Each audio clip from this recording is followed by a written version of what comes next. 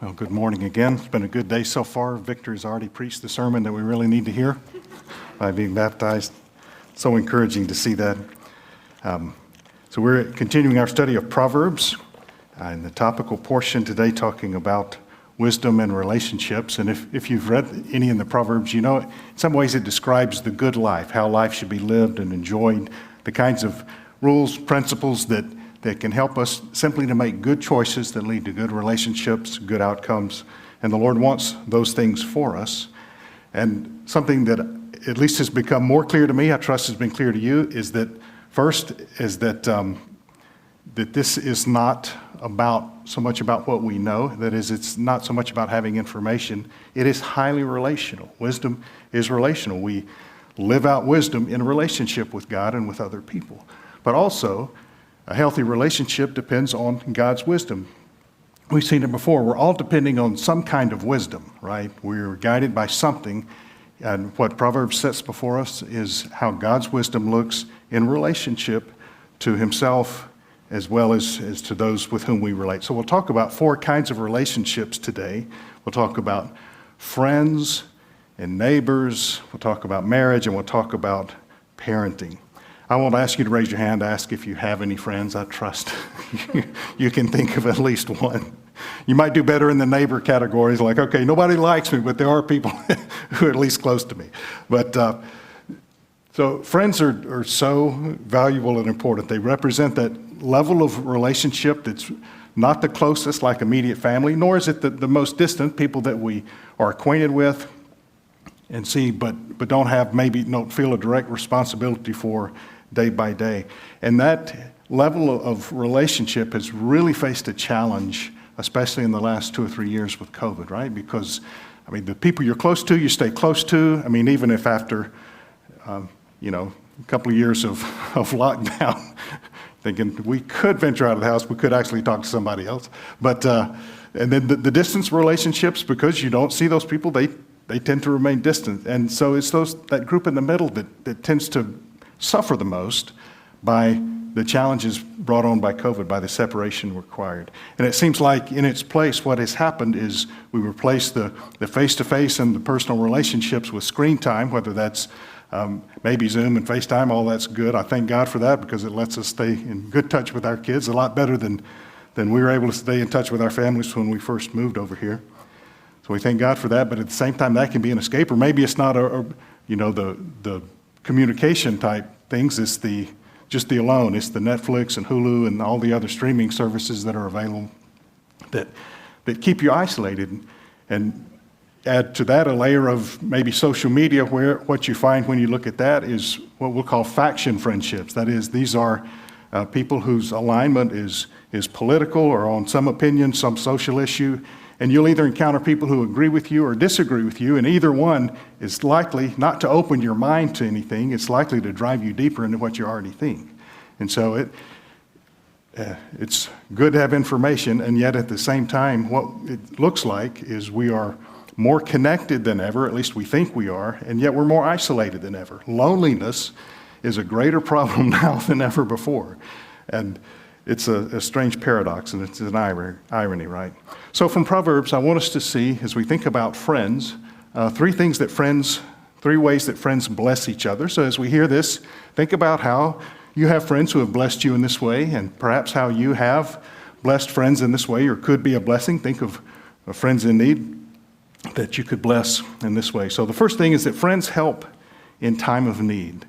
See, Proverbs tell us a true friend remains a friend in good times, but especially in bad times. So in Proverbs 17, it says, a friend loves at all times, and a brother is born for a time of adversity. So a friend in this case is as important as family. He becomes like a brother. I've got a friend from seminary days, and over the years we have come alongside each other at very difficult times in each other's life. Sometimes it's his life, sometimes it's mine. And his friendship has really been a source of strength for me. Now, I'm a strange friend to him. He's a lot more disciplined than I am. He's published several books, and he sent me a copy of one book that I had proofread for him. So basically, my act of friendship was finding all his mistakes. It's like, you're welcome. This isn't clear at all. So, but he did actually thank me for that. So that was nice. But we've become very close friends over the years and treasure that friendship. And for many of us who live here or don't live in our passport countries, our extended families are nowhere close. Those normal means of support and relationship, that network of help. And who do we reach out to? Well, it says in Proverbs 27, do not forsake your friend or a friend of your family, and don't go to your relative's house when disaster strikes. It's better a neighbor nearby than a relative far away. And I think most of us can probably identify that here because our extended families aren't anywhere close. We experienced that in a little different way during COVID. Our son Andrew was a university student, and his campus closed. So he had to find another place to stay for an extended time.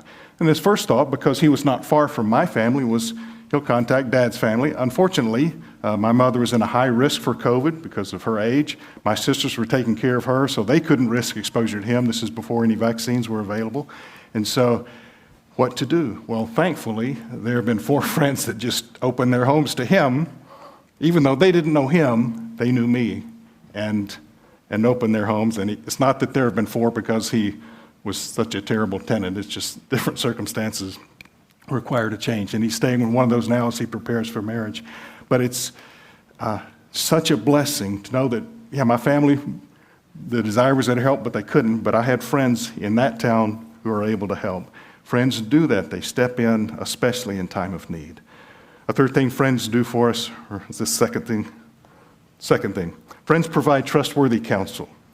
That's one of the blessings of friendship. We can trust that what they say to us, they at least have their best interests at heart. They may not know everything, may not know all the facts, but what they say will be motivated by a true desire to help, and it will be motivated by our best interests.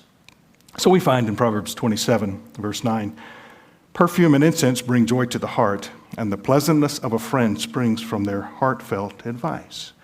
So you can know that. If a friend talks to you, hopefully you have that kind of friend who, when they speak, you know that what they are giving you is straight from their heart. On our last extended time in the U.S., I reconnected with a guy a few years older than I am.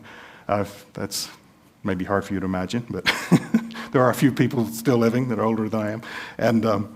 But reconnected, old friends, we began meeting. I just said, look, let's meet weekly as long as I'm in town. And it was just such an encouragement just to hear his counsel about different things. The really scary day was toward the end when he asked my advice about something. I thought, man, I don't know what to tell you. But that didn't, you know me, I've never let a little thing like ignorance keep me from giving advice. So, but I really treasure his friendship. He's close to retirement, a geologist, just a really godly brother and a dear friend. A third thing friends do to us is they sharpen us. So we find in Proverbs 27, as iron sharpens iron, so one person sharpens another. Now you know that the sharpening process, as with metals, as with people, almost always requires some kind of abrasion, right? There has to be some kind of friction. There is some kind of hard surface meets hard surface. That's how sharpening works. Friends do sharpen us. Sometimes the Lord brings abrasive people into our lives who may or may not intend to help us, and the Lord is gracious to use abrasive people to sharpen us, whether they intend to or not. But more often than not, what I find is a true friend is someone who will have that difficult conversation. They will meet your rough edges with the grace of God in the gospel, and though it may feel like an abrasion and painful, the sparks may fly. If you've ever sharpened metal, you understand that. It grows us, it deepens us, it takes us farther, and we need to be grateful for those. So those are some things that friends do for us that we see in Proverbs. Another category of relationship is neighbors. So I won't ask you if you have any friends, and I think most of you have neighbors. So neighbor is an important category in Scripture as well as in life. We're familiar with Jesus' statement that the greatest commandment is to love the Lord your God with all of your heart and soul and mind and strength. And the second is to love your neighbor as yourself. Those are the most important things to him, to the Lord. It should be for us as well. Neighbor, of course, can be affected by culture. And I grew up in a small town in the southern U.S., so we knew virtually everybody but the newcomers who had only been there 20 years. So you know how small towns are, at least how they are in the U.S. We knew everybody. We're driving through the town, big wave, because we all know each other. We moved to Prague, and it's a little different here. Let me just say, it's not quite like southern U.S. Our neighbors in our current flat didn't speak to us at all, not even a Dobry den for a few years. And even then, when they started, it was just inside the building and not on the street. If we saw each other on the street, they would pretend they didn't see me. And I know they saw me, and I would stare at them, and I'm the complete, total countercultural. I'm just like, hey, I can't imagine why they wouldn't act like we knew each other. So even now, we've been in this flat 15 years, and still some of them ignore me on the street. It's pretty fun. Of course, I do the same thing now. I'm just totally adapted. I remember in the last flat we lived in, we hadn't been there very long. A guy came to the flat, and he was looking for our landlord, and I said, he's not here. We've just moved in. My name's Preston. And he just looked down at my hand and looked at me, and it's like I was an alien, And I said, what's your name? Looks like a total Southern idiot, right? I mean, just so culturally inept. And he told me his name, and of course, there were no vowels in his name. I had no idea what he said. And I asked him again, and I still didn't understand. And so we just passed that incredibly awkward moment, and thankfully have never seen each other again. And we moved. So there's different ways to solve problems with neighbors. Sometimes it just takes a moving company.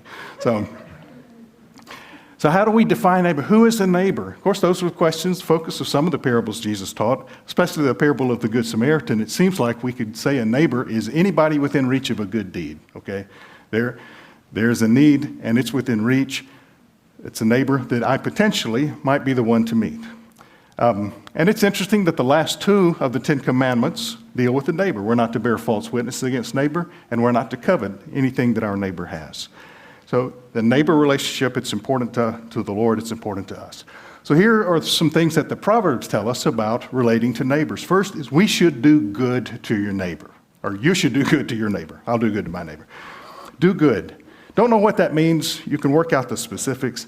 But we are to do good, and we are to do it in such a way that doesn't give us power or that puts them at our mercy, or that we have control. So we find this in chapter 3 early on. It says, do not withhold good from those to whom it is due when it is in your power to act. Don't say to your neighbor, come back tomorrow and I'll give it to you, when you already have it with you. So the idea is it's getting us to not delaying help when we can help. The only reason to delay is somehow it gives us control or power or something in that situation and puts them at our mercy. And that's not good, right? If you can help, help. But notice, it says, do not withhold good from those to whom it is due. It may be that there are instances where you need to say no, where saying yes is actually not in the best interest of the person who's asking for help. How do you know? Well, usually you learn by mistake. Okay? So you're going to do it wrong a few times. But that is part of that's one of the things the Lord uses to deepen and develop wisdom in us is by the mistakes we make. But you also need to know that you don't have to be the solution to every problem. That can become a point of pride. You think, if someone asks me something, then I have to be the solution. And that can be you feeling proud. That can be you masking insecurity. That can be you deriving a sense of importance only by the things that you do and by somehow having people in your debt. And that's not healthy and that's not wise. Now, you need to have the right attitude, but also it's legitimate to ask, is this a question, is this a problem that I need to solve? And there have been times when I encounter a situation of need, and my first impulse is, well, yeah, I should help them, but then give more thought and prayer to it and think, that would really be unwise at this point. And that might be a difficult conversation, but it takes wisdom. This doesn't mean you have to say yes to every need that comes your way. It means you don't withhold when it is the right time. So do good to your neighbor. If you have good neighbors, thank God. If you have neighbors, be good to them. Second thing is to be honest with them. It says in chapter 26, like a maniac shooting flaming arrows of death is one who deceives his neighbor and says, I was only joking. Now, to me, it seems like there are two problems here. One is deception and lying, right? You know you cannot have a healthy relationship with someone if you lie to them, okay? Healthy relationships have to have trust. Love is unconditional, trust is earned, okay? And trust is earned over time, and it is broken in a moment. So you just need to know that's how trust works. But you have to be faithful. You have to be honest. Otherwise, you cannot have good relationships with those around you. But there's a second problem.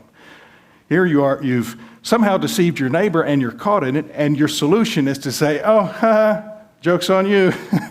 I was just joking. I didn't really mean it. Like, well, that in a way is an insult. That is making light of the pain that you have caused them by your words and your deeds. And so you have added insult to the injury that your deception and lies have caused. So be honest with them. And sometimes that does mean a difficult conversations. Most of the time there are diplomatic ways to be honest, but just don't lie. Okay? Don't be devious or deceptive in your relationships with people, with those around you. A third thing, and none of these are new information to you, right? But here's what Proverbs tells us. It tells us to be kind to our neighbor. Now here's a specific example, but it has broad application. Chapter 27, if anyone loudly blesses their neighbor early in the morning, it will be taken as a curse. This is true. I can tell you. I've been on both ends of this. I've been the loud blesser and I've been the loud recipient. And I can tell you, it's rarely well received. Let me just tell you. But the broader application of that is just simple kindness. This is just basic courtesy here, but we can apply that more broadly to just showing kindness to your neighbor, just in this way. Another thing we should do with our neighbors is respect boundaries. If you find honey, it's chapter 25, if you find honey, eat just enough, too much of it, and you will vomit. There you go. Now here's the application. Seldom set foot in your neighbor's house, too much of you, and they will hate you. So it's good to have neighbors, good to have friends.